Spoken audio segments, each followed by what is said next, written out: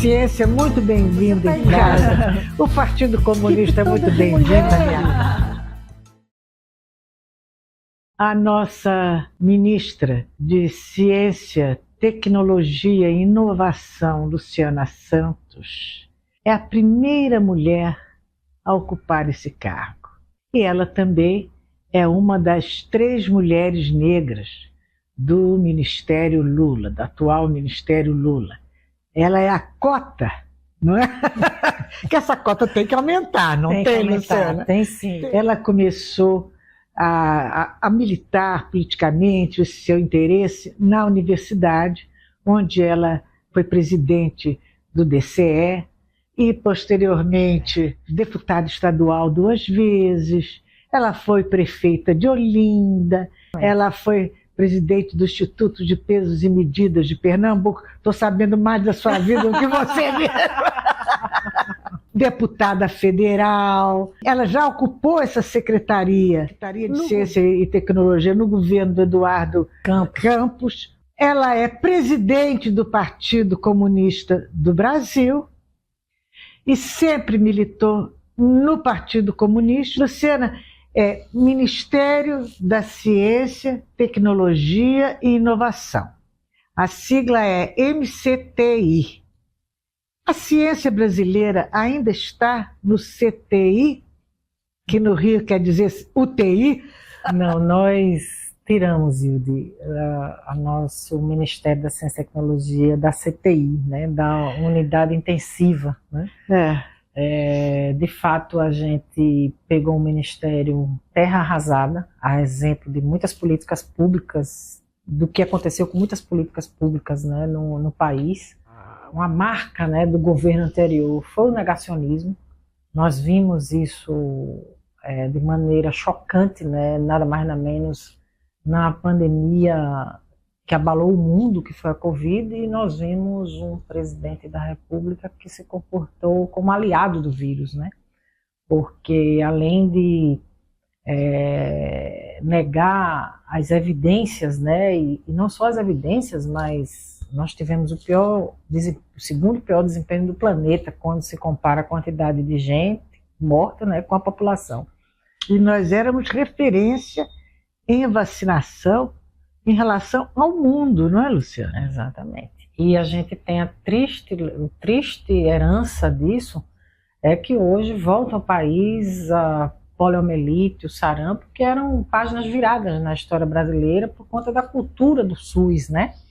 E nós hoje estamos, a nossa ministra Anísia, inclusive entrou em cadeia nacional, exatamente para retomar o estímulo à vacinação, que já era um patrimônio do povo brasileiro, um patrimônio do SUS, né?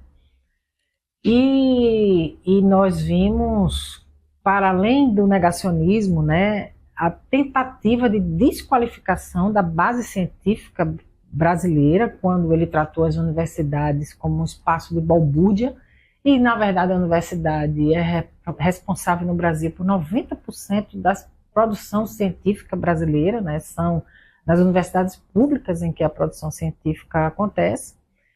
E para além disso, houve uma redução drástica nos recursos do Ministério da Ciência e Tecnologia. A comunidade acadêmica, científica e o movimento empresarial pela inovação, o MEI, que é ligado à Confederação Nacional da Indústria, eles conseguiram algo muito importante para a ciência brasileira, que foi aprovar uma lei, né, que garante que o contingenciamento do fundo não mais existiria, né, ele seria 0% de contingenciamento. Mas o ex-presidente, em 2022, no ano da eleição, ele resolveu fazer uma medida provisória por cima da lei para contingenciar os recursos até 22. Então nós tivemos, aliás, até 2026. Então nós tivemos uma redução significativa no financiamento da ciência e tecnologia no país. E a missão que eu tive logo no início do governo foi exatamente resgatar o Fundo Nacional do Desenvolvimento da Ciência e Tecnologia, o FNDCT, integralmente. E você conseguiu? E a gente já conseguiu.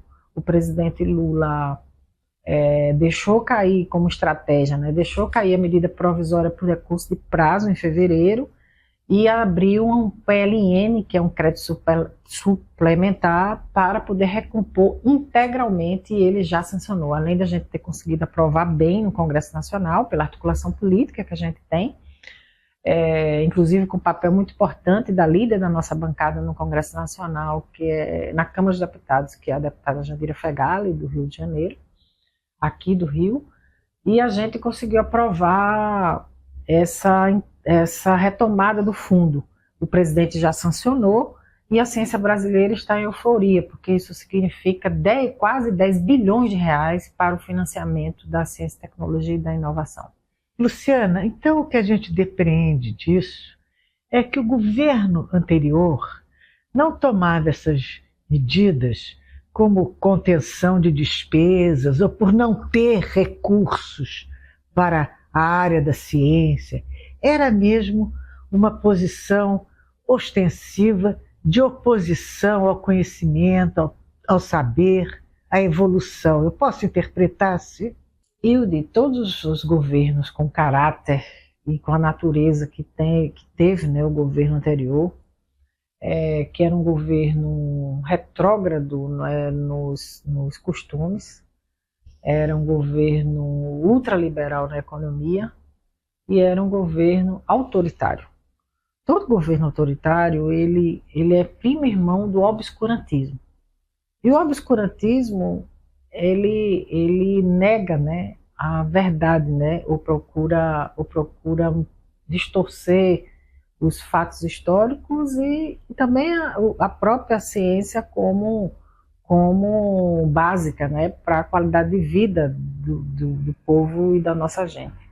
Então era um conceito, né, era uma atitude deliberada, né, autoritária de não enfrentar algo que é tão vital para o desenvolvimento de qualquer nação, seja no enfrentamento das condições de fome, passando pela saúde. Tudo isso depende de ciência e tecnologia. E até mesmo a capacidade que o Brasil tem de se inserir nas cadeias mais dinâmicas globais. Nós precisamos de inovação para que isso aconteça. Inserir o país nesse contexto de um mundo que muda rapidamente o seu desenvolvimento, né? Nós vivenciamos na indústria 4.0, né, que são novas tecnologias e que o Brasil precisa se inserir rapidamente. Nós conseguimos reajustar a bolsa dos estudantes, que há 10 anos não existia reajuste, nós reajustamos também num tempo muito, muito importante, que é mais uma demonstração da bolsa do CNPq, né? Do CNPq e da CAPES também. E da CAPES. Então a gente reajustou, são 80 mil estudantes brasileiros que estavam parados há 10 anos sem reajuste de bolsa. Então isso foi uma euforia muito grande, porque, Hilde, nos institutos de pesquisa, nas universidades, boa parte do desenvolvimento da pesquisa é feito pelos bolsistas. E a gente, portanto, precisa dessa inteligência, né, a serviço da produção do conhecimento. Então a gente também fez essa medida. A parte do Fundo Nacional de Desenvolvimento da Ciência e Tecnologia, metade é reembolsável, metade é não reembolsável. A parte que é reembolsável, nós conseguimos aprovar também a taxa TR, a 2% o crédito. Isso significa que nesses 4 meses nós conseguimos colocar crédito no setor produtivo 3 vezes mais do que foi feito o ano passado. É R$1 bilhão que já está nos setores produtivos para poder garantir um processo de inovação. Então, são passos, né, muito importantes. Também nós... Em 100 dias você já fez uma transformação da distopia até a realização de uma utopia, né? Exatamente. Tem sido muito trabalho e muito acima da expectativa da gente para cumprir no tempo. Porque eu tive tanto na Academia Brasileira de Ciências aqui no Rio, como eu tive na SBPC em São Paulo, e muitos não acreditavam que a gente pudesse fazer isso de maneira tão rápida. Porque isso tudo exige construção política, exige aprovação no Congresso, exige no centro do governo uma construção a ser feita, mas isso só revela o compromisso que o presidente Lula tem, as convicções que lhe movem, que é investir na ciência e tecnologia. O primeiro ministério que abre concurso público, também depois de 10 anos, é o nosso. Então, são 16 unidades de pesquisa que estavam também há 10 anos sem concurso público. Eu falava hoje, pela manhã, inclusive, com das unidades de pesquisa daqui do Rio de Janeiro, ele dizendo o seguinte: Luciana, a média nossa já dos nossos pesquisadores é na base de 68 anos. E muitos deles já estão em processo de aposentadoria. E se eles se aposentarem, nós ficamos sem os pesquisadores. Então, nós, com isso, estamos recompondo, né, o patrimônio da gente, que são as pessoas, que são as expertises, né, os especialistas em diversas áreas de conhecimento, e, portanto, viabilizando a reestruturação, porque a reestruturação não é só equipamento, é, antes de tudo, os cérebros, né? As pessoas que, ao longo do tempo, se dedicaram àquela determinada área do conhecimento. Então, são passos, também revertemos a liquidação da fábrica de semicondutores, a CEITEC, no Rio Grande do Sul, que é um assunto muito relevante, porque os chips, né, os semicondutores são essenciais para qualquer cadeia produtiva, e nós tinha lá um liquidante, nós indicamos outro liquidante para não liquidar, que é até uma recomendação do próprio Tribunal de Contas da União. Agora, Luciana, eu interrompi você? Não, pode. Na Covid, nós vimos como nós somos dependentes dos insumos estrangeiros. Você também está prevendo a gente conseguir uma certa autonomia na produção desses ativos, desses insumos? Esse é um dos nossos principais objetivos. Para que a gente tenha um país autônomo, soberano, nós precisamos diminuir a dependência de produtos e de valor agregado, principalmente, né? Nós não podemos ser eternamente o país das commodities. Nós temos condições de ser muito mais, porque nós temos capacidade e inteligência para isso, e temos recursos naturais que é muito difícil qualquer país do mundo competir conosco com as nossas possibilidades naturais, né? Então, não é possível a gente continuar com um déficit na balança comercial de 20 bilhões de dólares, 20 bilhões de reais em um complexo industrial de saúde. Esse é o déficit que nós temos quando a gente, dos insumos, que nós temos que importar. Equipamentos que nós temos que importar, juntando equipamentos e insumos e remédios. Sejam remédios oriundos do plasma, seja fármacos, né, seja insumos para diagnóstico e os equipamentos. Máscara, luva, tudo. Na Covid, o mundo, né, faltou máscara no mundo. Faltou respirador no mundo. Respiradores virou uma verdadeira saga, né, para poder chegar nos estados. Eu era vice-governadora na Covid e acompanhei o esforço dos governadores do Nordeste para comprar respiradores, né? Vocês fizeram até um consórcio para garantir, né? Exatamente. Agora, o presidente Lula tem falado muito e insistido até no ponto de que a Amazônia guarda um tesouro que poderá beneficiar a ciência, as descobertas. Por isso, inclusive, eu acredito que você tenha sido uma presença, uma companhia constante do presidente nas suas viagens internacionais, porque existe também essa preocupação enorme do mundo ambiental em relação à floresta amazônica.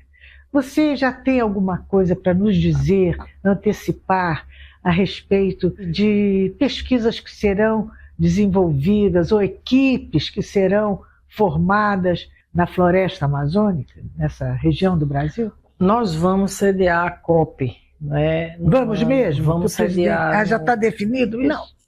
Não.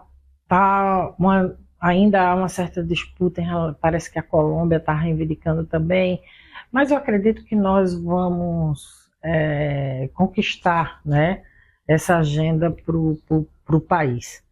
Então, para nos preparar, nós estamos montando uma forte agenda do enfrentamento às mudanças climáticas, né? E isso precisa de ciência, né? Isso não se faz isso sem tecnologia, né? Então, nós estamos fazendo um diagnóstico, né, dos efeitos dos gases, os efeitos dos gases de estufa. E fazendo parâmetros, né? Agora mesmo a gente lançou o painel de mudança climática, que é um esforço de vários pesquisadores para estudar esses indicadores de quais são os tipos de atividades que emitem gases de efeito estufa. Então, isso é decisivo para um planejamento, que na hora que você identifica, faz um inventário do que é isso no Brasil. Então, por exemplo, o desmatamento da floresta é um fator, mas o outro fator é a pecuária, o outro fator são os lixões, os aterros sanitários. Então, nós temos que ter foco para atingir as metas que foram assinadas no Acordo de Paris, que o Brasil é signatário, e nós estamos tomando medidas nessa direção. Essa semana passada, eu anunciei, né, esse inventário que a gente vai fazer das mudanças, atualizar, né, porque ele já existe, já existe, que a gente atualiza ele, né, nós lançamos essa semana. E a semana passada também, o presidente Lula, eu participei da solenidade junto com o MIDIC, que é o Geraldo Alckmin, que é o Ministério do Desenvolvimento da Indústria e Comércio, que a gente relançou, não é, o Centro de Bionegócios da Amazônia, que vai ter o papel de exatamente identificar a riqueza dessa biodiversidade e transformar aquilo no desenvolvimento sustentável, que é o nosso interesse. Nós queremos ter uma visão preservacionista, mas com desenvolvimento, né, para que aquela riqueza possa ser traduzida para a qualidade de vida do povo que vive na Amazônia, porque a gente não pode ter esse paradoxo de ser a maior biodiversidade, de maior riqueza no país, e a sua população não tem nenhum benefício dessa sua riqueza, né? Mas veja, Luciana, que situação complicada. Porque para vocês poderem efetivamente entrar na Amazônia com todo esse exército de saber, vocês têm que esvaziar a criminalidade da Amazônia. Então, são etapas que poderiam ser imediatas, e a Amazônia foi, nesses últimos anos, completamente invadida, tomada pelo crime, né?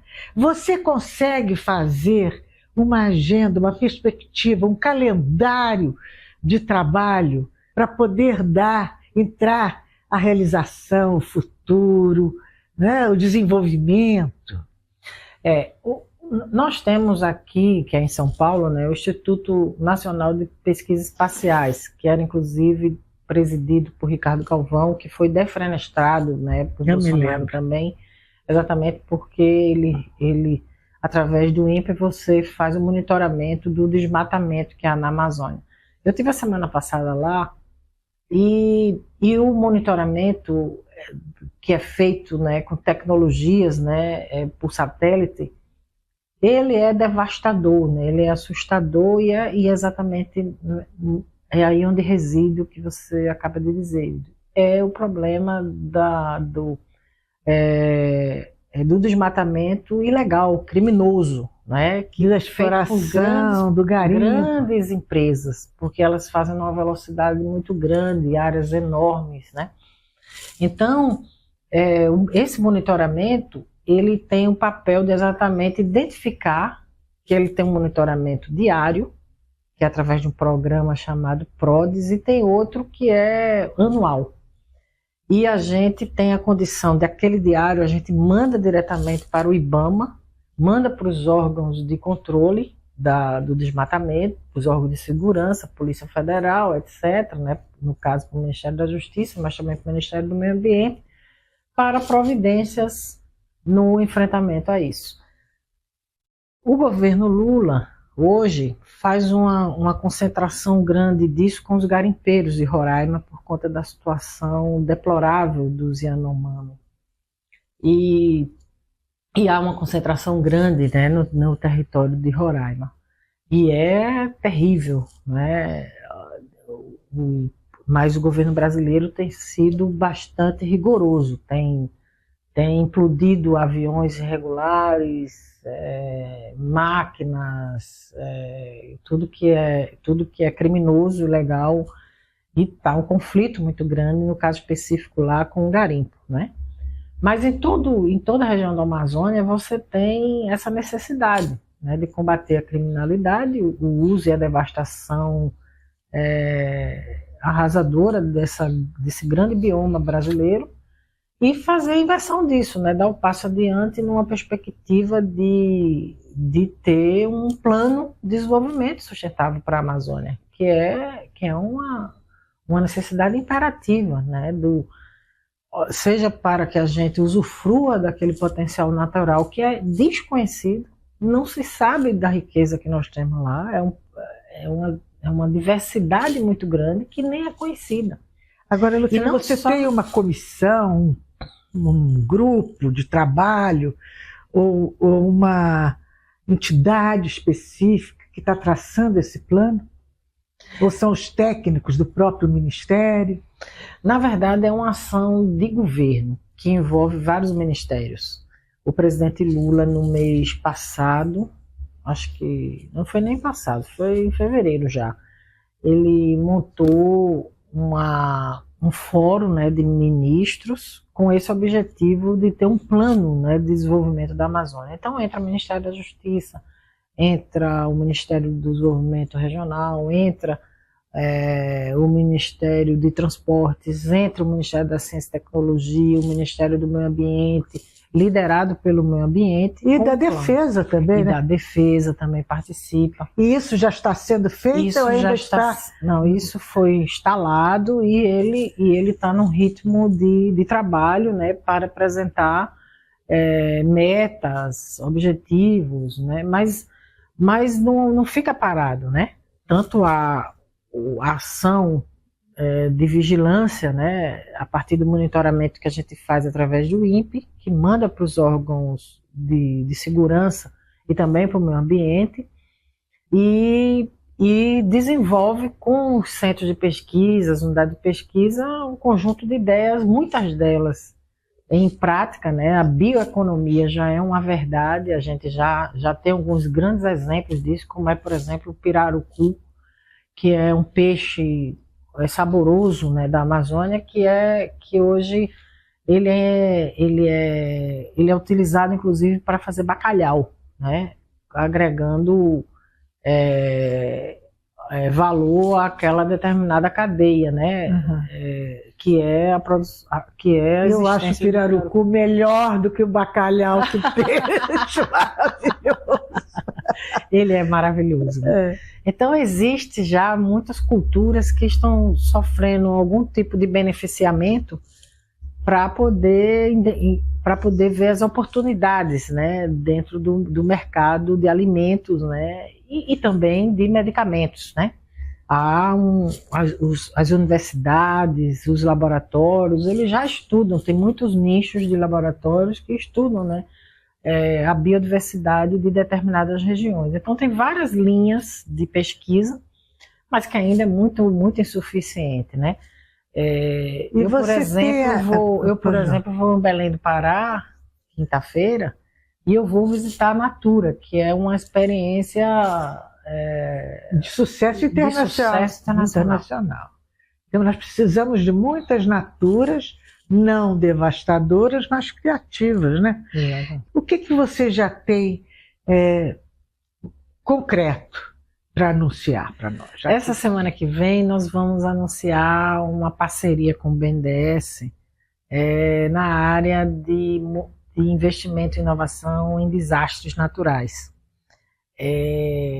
onde nós vamos abrir uma linha de inovação para alguns equipamentos que são usados nos acidentes, né, nos eventos extremos, principalmente relativos a enchentes, inundações e até deslizamento de barreira, que são usados hoje equipamentos que têm muita dificuldade de manutenção, como os pluviômetros. Então, com esse pacote com o BNDES, nós vamos apostar na inovação de equipamentos mais leves, mais sofisticados. Quer dizer, ele vai financiar esses equipamentos para os setores que fazem esse tipo de controle de barragens, Isso. de tempestades.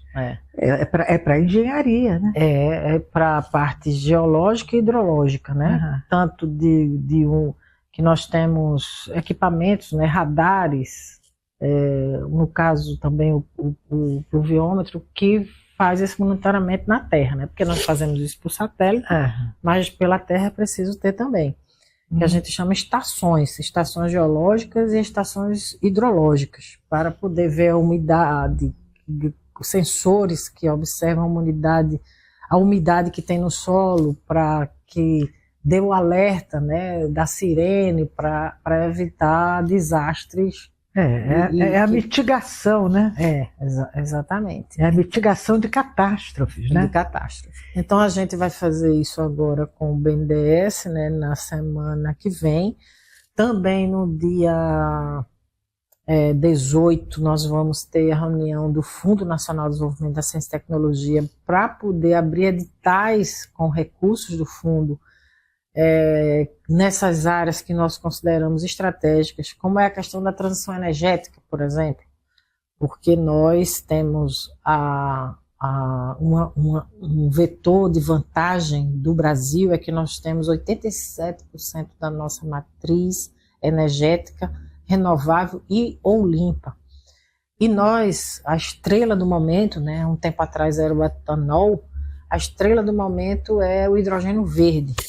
Então nós vamos fazer uma reunião tanto no FNDCT, como nós vamos, já conversei isso com o Jean Paul, presidente da Petrobras, conversei isso com o Mercadante, para que a gente faça uma espécie de um fundão, que tenha a participação do FNDCT, que tenha a participação do BNDES e da Petrobras, que são os meus primos ricos, né? O fundo da gente é 10 bi, mas comparado com o BNDES e Petrobras. Então, a gente apostar nessa transição energética. Hoje, no Nordeste, há laboratórios, as universidades, que se especializam na produção do hidrogênio verde.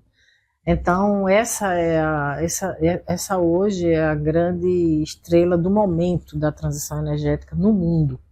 E a gente tem uma vocação muito natural, porque a gente pode fazer isso por fotólise, que é com a luz do sol, para quebrar a molécula, né, de separar o oxigênio do hidrogênio e captar o hidrogênio, que é um motor, né, energético, né, muito, muito importante, né, atual dessa. Quer dizer, é a energia que sai da natureza. Exato. E que o sol parte essa energia, né, fragmenta oxigênio, hidrogênio, e com essa energia você substitui várias fontes de energia, de carvão, né, daquelas fósseis, né, que precisam ser substituída, né, como combustível. Então, e é essa então que é a sua menininha dos olhos no momento? A transição energética é um assunto, né, que nós temos que nos meter. A transformação digital tem dinheiro para isso. Eu estava agora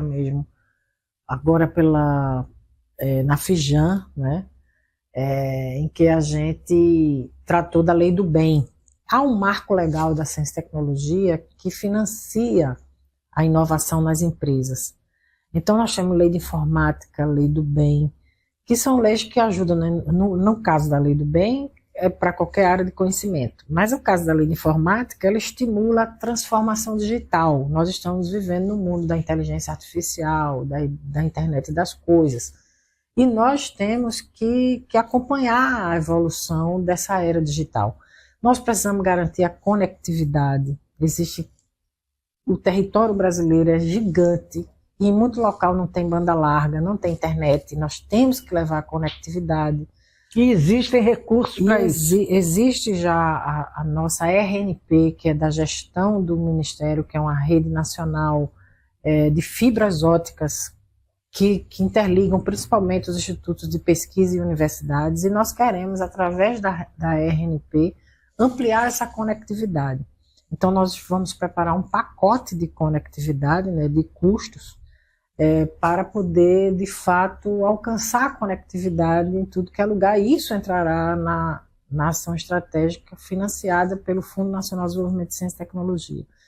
Então, transformação digital, formar mão de obra. Nós temos vários exemplos positivos no país. Já está em curso a residência em TICS, que é a residência de que a pessoa aprende a área da ciência da computação em campo, né? Ela aprende teoricamente, mas ela já faz aquele aprendizado também nas empresas, né? Praticamente. De desenvolver software. Praticidade. Porque nós temos um déficit de desenvolvedores de software que se calcula que, a permanecer assim, nós teremos até 2025, aliás, 2030, cerca de 500 mil vagas e não tem gente capacitada para essa área, né, digital. Então o Ministério tem que formar isso rapidamente. Muito rapidamente. Então nós temos várias experiências. O embarque digital, que é a experiência pernambucana, por exemplo, a gente pode em 2 anos e meio formar tecnólogos de ensino superior que já saem como programadores e com isso entrar no mercado rapidamente. A experiência recifense as melhores notas do Enem, né, são selecionados para quem quiser, né, e metade tem cota racial, metade de negros e negras, né, e também o desempate é feminino, não é? Quando se tem notas parecidas e tal. Então também tem um corte de gênero, corte racial.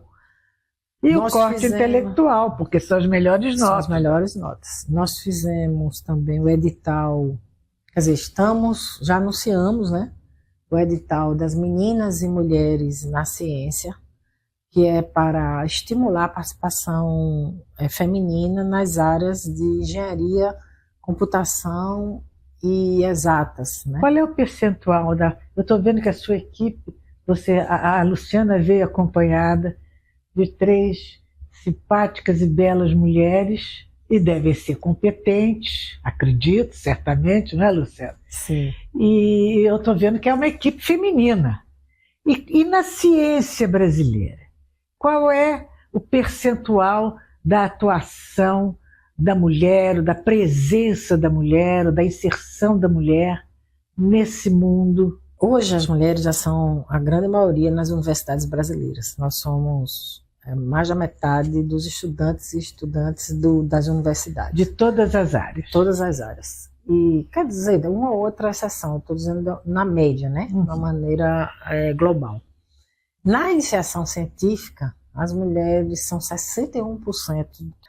Aí baixa a presença para 31%, não é? No fim da carreira da ciência. Então a gente... Por quê? Preconceito ou dificuldade financeira ou o quê?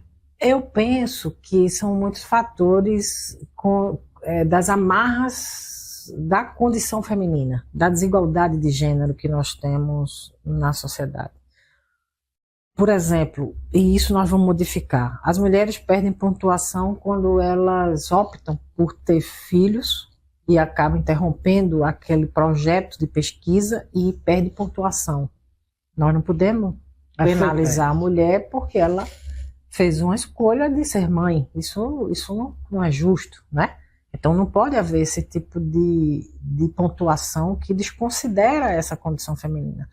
Muitas vezes as mulheres acabam, ao fim e ao cabo, elas é quem cuidam dos idosos, da família, das crianças, e isso vai levando amarras que criam condições de uma barreira muito maior. Além do preconceito de que muitas vezes as mulheres, para serem reconhecidas na sua área de pesquisa, elas precisam estar acima da média, né?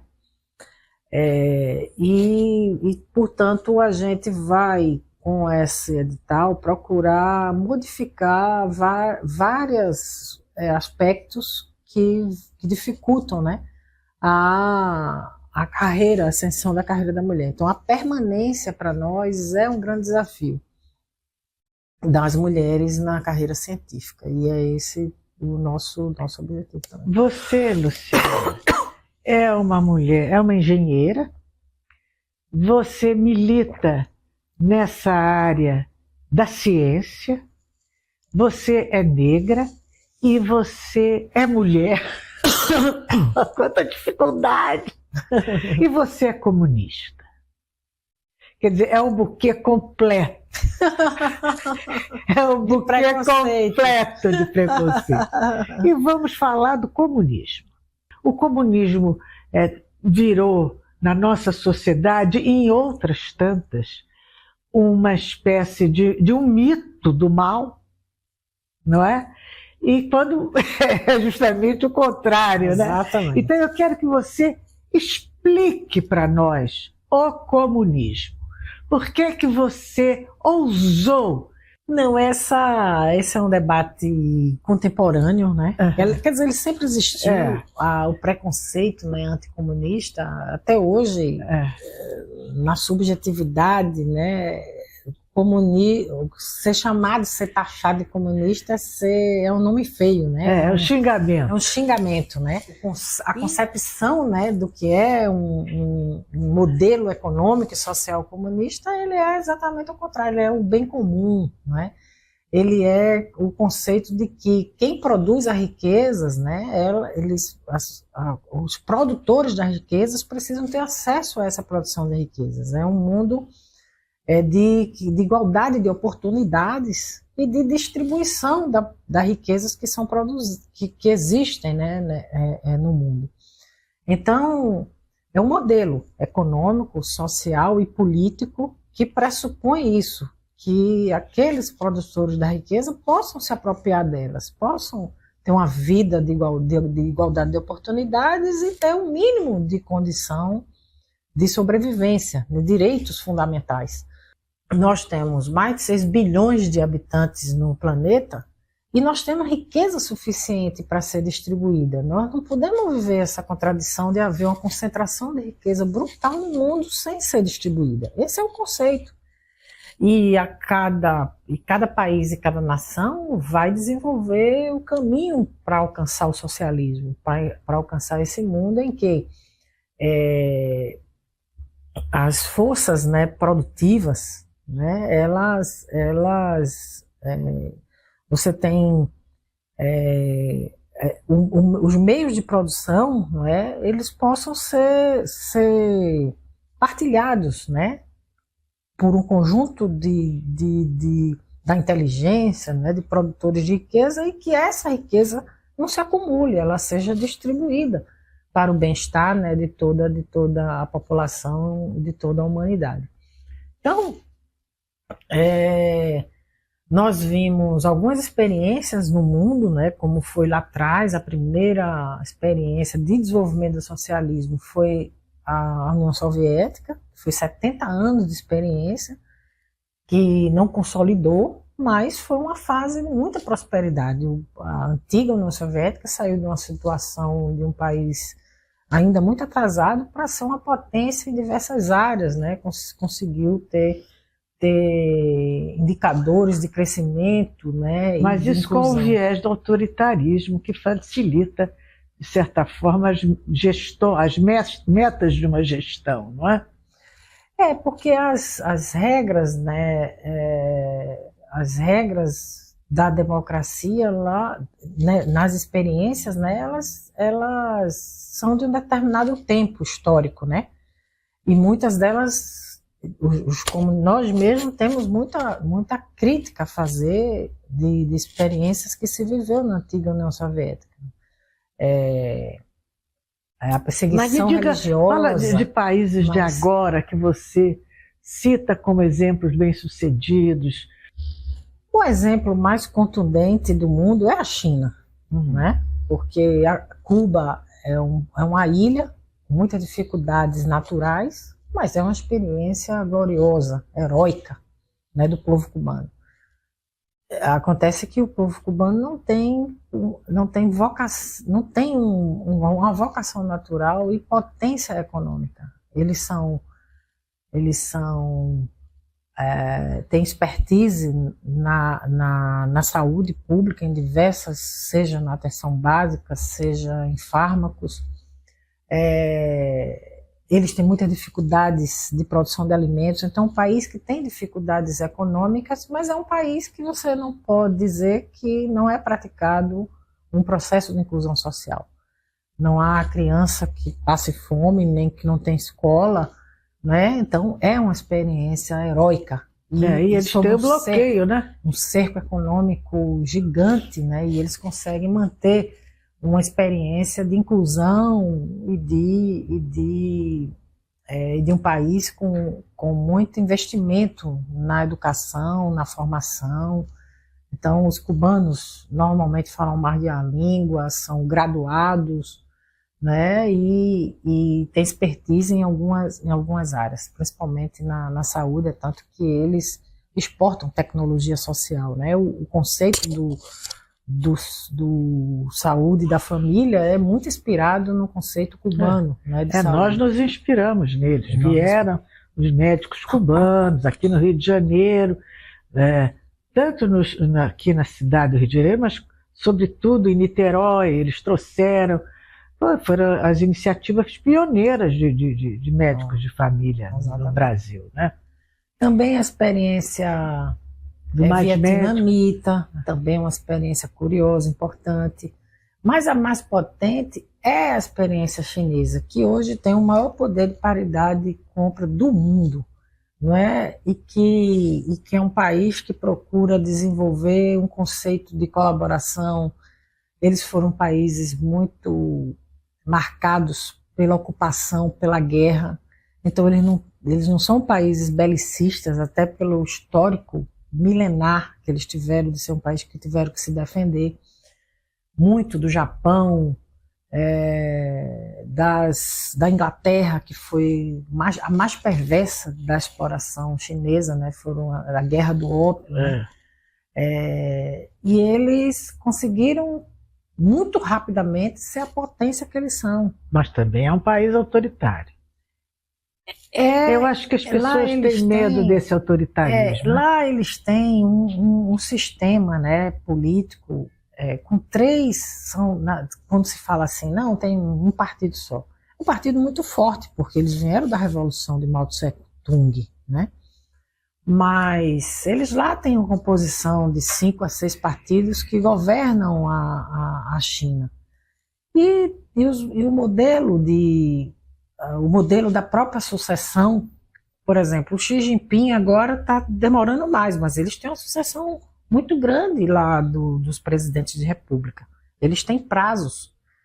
E as eleições são feitas, mas não só o Partido Comunista é muito forte, que veio de uma revolução, mas existem, inclusive, pessoas que são eleitas sem partido nenhum. Não precisa ter partido, e os outros são 3 ou 4 partidos que são eleitos na base, nas câmaras.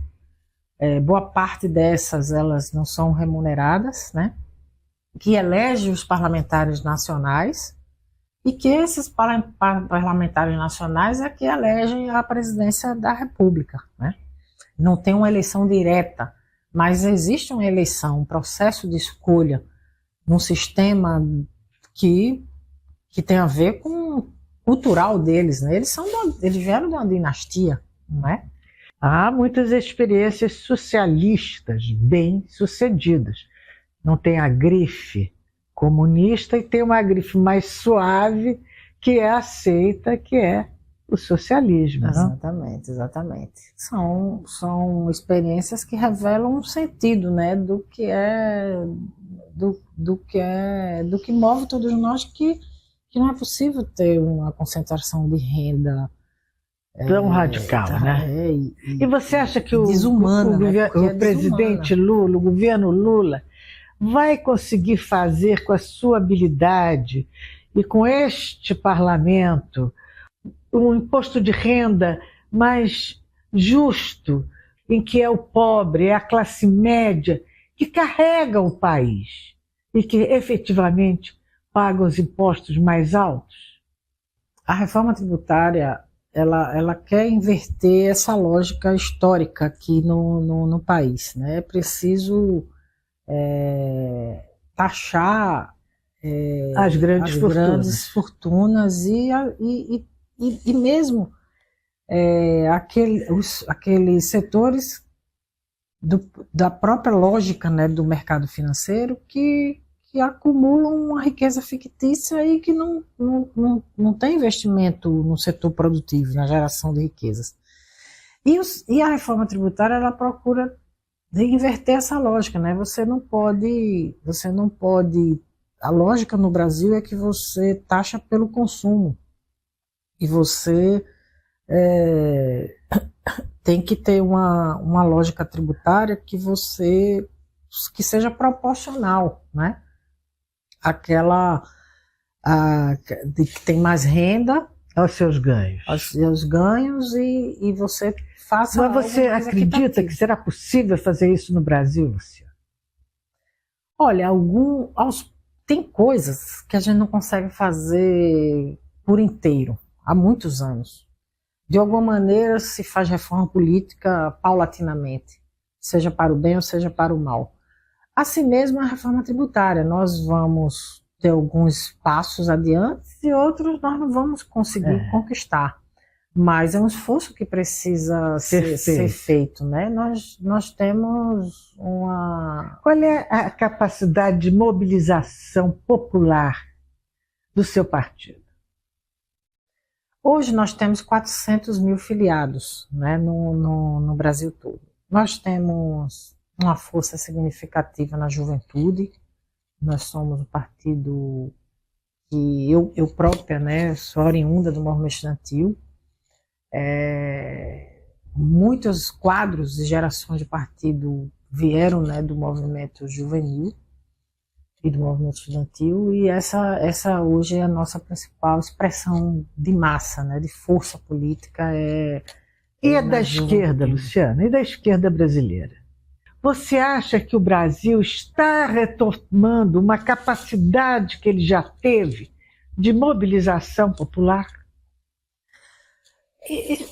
Os movimentos, eles têm muitas fases, né, de ascensão e de descenso. Isso tem muito a ver com os fatos políticos de um determinado momento, né? Se existe algo factível que está na mão, a população consegue ter uma capacidade de mobilização grande, né? Aliás, o Brasil tem essa característica, né? A luta pela anistia, a luta pelas diretas já, que ganhou uma dimensão de massa. O petróleo é nosso. O petróleo é nosso, né?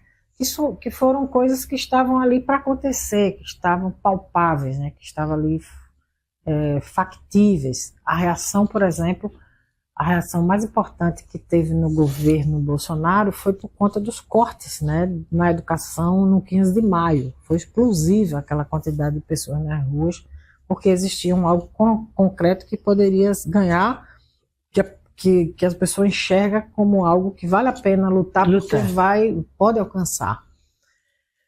Ou como foi agora a campanha de Lula, né, uma campanha de multidões para participar dos comícios, né, que nós realizamos. Então eu acredito que esse é um caminho necessário. Nós precisamos ver cada vez mais fortalecimento do movimento sindical. Por exemplo, o PCdoB, além da União da Juventude Socialista, né, o PCdoB tem a Central de Trabalhadores e Trabalhadoras do Brasil. A gente também tem a União Brasileira de Mulheres. Então nós temos a CONAN, que é uma Confederação Nacional de Associação de Moradores. Então nós temos uma diversidade. Tem o Negro, que é uma instituição de negros e negras, né? Nós temos a Os negros estão muito bem articulados também, né? O movimento negro, né? Então nós temos ali os movimentos sociais, que nós temos correntes, né? que procuram exatamente aquecer, né, dar diretriz com conteúdo, com informação, com programa, né, da agenda do país, e para poder atender a esse debate que está sendo feito. Você acha que os nossos filhos, os seus filhos, os filhos dessa geração vão ver esse Brasil que você pretende? Eu acredito, eu tenho muita esperança, eu sou otimista. Eu acho que do mesmo jeito que no ciclo anterior de Lula e Dilma foi possível tirar o país do mapa da fome, foi possível ampliar as vagas nas universidades como nunca antes nesse país, né? Foi possível a gente garantir uma política de reajuste de salário mínimo que possibilitou que fosse de acordo com a inflação e com a variável do crescimento do PIB, pudesse aumentar o poder de compra do povo brasileiro. O Brasil tem tudo para dar certo. Esse é um país continental, de vocações extraordinárias. Ninguém tem a vocação natural que nós temos, nem a inteligência que nós acumulamos ao longo do tempo. E apesar de sermos um país carregado de muitos preconceitos, nós não somos um país de intolerância. Infelizmente, esse é um fenômeno que está surgindo muito recentemente por conta dessa grave polarização, né? Mas nós somos um país que falamos uma língua só, de um povo miscigenado, que eu acho que é um ativo do povo brasileiro, não é? Que faz com que a gente seja mais diverso, que a gente tenha uma capacidade diferenciada de olhar a realidade objetiva e de transformar. É um povo criativo, irreverente. Quer dizer que aquela alegre. Piada de que Deus falou que ia fazer isso tudo e ter isso tudo, mas que deixa lá e ver o povinho que eu vou botar lá, essa piada não procede, né, Luciana? Não, de jeito nenhum. Eu acho que há uma tentativa, né, da elite conservadora, né, do país, que renega na prática a força da nação brasileira, que quer renegar, né, baseado em sofismas, né, baseado em contextos históricos que não correspondem. Tem que dar a vara, não pode dar o peixe. O embate que se há, né, nas ciências sociais, na ciência política, né, sobre as condicionalidades, o que explica a nação brasileira, muitas delas são completamente a serviço de uma determinada ideologia, né, a serviço de determinados interesses econômicos. E nós, ao contrário, nós acreditamos nas possibilidades do povo brasileiro. O povo, ao longo da sua pequena, né, que a gente compara com outras nações do mundo, de história de democracia e de resistência, mostrou que é um povo altivo, né, que fez muitas rebeliões, que participou de muitos processos de transformação numa perspectiva de lutar por justiça. Sobretudo a região Nordeste, né? Sim, né, da restauração pernambucana, né, da luta do Ceará, que foi um dos primeiros estados do país a conquistar o fim da escravatura. A revolta dos malês. A revolta dos malês. Agora, no 2 de julho, nós vamos comemorar a rebeldia do povo baiano em relação foi a conclusão da luta da independência. Com 3 mulheres à frente. E que começou lá em cima também, né? Com a Joana Angélica, né, com a Filipa, com a Maria Quitéria. Foi uma negra, uma religiosa, né, e uma branca, né, que juntou exatamente a expressão das raças que foram se juntaram através das mulheres pelo país. Luciana, então, realmente ouvir você nos traz um alento. Eu profundamente espero que esse país que você, esse Brasil que é representado por você, pelo seu conhecimento, pela sua sensatez e pela sua paciência de concretizar projetos e alcançar objetivos em prol do povo brasileiro, que isso tudo eu veja, que não seja para os meus filhos, nem seja para os meus netos. Eu quero ver isso. Muito obrigada, Luciana. Muito obrigada. Muito Eu obrigada. que agradeço poder estar aqui com você, ao seu lado. Você, para mim, é uma mulher de grande referência da luta política desse país. Obrigada, Luciana. Camila, eu queria mostrar as meninas. Luciana, me fala da sua equipe que está aqui. Essa é a Luara, que é fotógrafa. A Luciele, que é chefe de cerimonial. E a Lísia, que é da equipe de comunicação. Camila, vai lá que eu vou falar de você também. A Camila, que é a nossa diretora de fotografia, diretora de muita coisa, eu até já nem sei mais. E quando eu falo da equipe, a equipe é ela, somos eu e ela, nesse nosso estúdio azul.